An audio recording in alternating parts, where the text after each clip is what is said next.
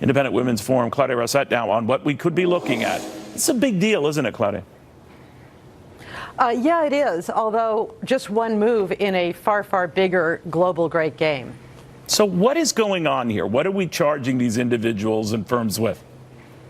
Okay, let's separate Washington politics, the Russia probe, from actual geopolitics, the real Russia problem, which is the threat as federal officials told reporters about these sanctions, of Russia's malign activities worldwide.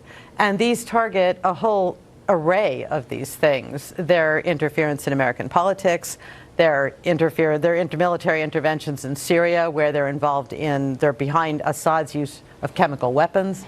They support him. The annexation of Crimea from Ukraine, the military aggression against Ukraine.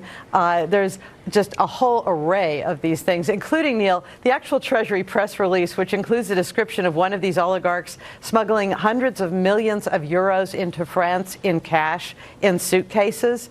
I mean, this thing is like a thriller, but that is the broad scene that they're addressing here. You know, the president earlier talked about a separate venue, maybe inviting Vladimir Putin to the White House.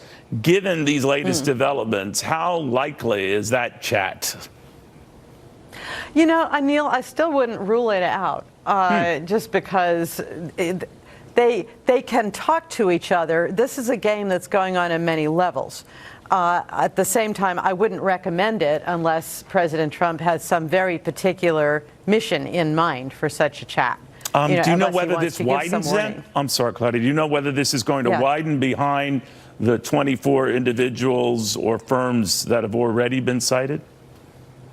As far as sanctions can do anything, Neil, it should, because this is just the tip of the great Russian iceberg. You know, some of it's pretty spectacular. It includes things like their Minister of Interior and his head of counter-extremism. It includes, you know, these high-ranking members of the government, a deputy governor of the central bank, things like that. At the same time, Russia is basically an enormous criminal state run by a KGB-trained dictator. And it's interesting, 27 years ago, the Soviet Union collapsed.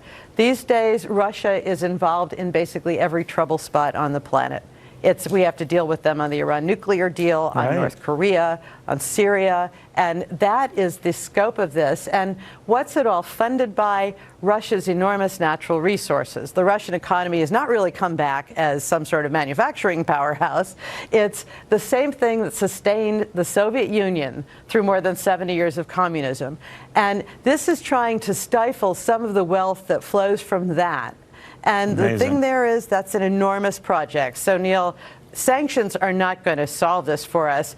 It's fine if the U.S. wants to impose them, and it's a useful map to some of the problems. But the map should be showing us much bigger terrain. Wow. We'll watch it very closely, Claudia. Always good seeing you. Thank you very, very much. Good to see you, Neil.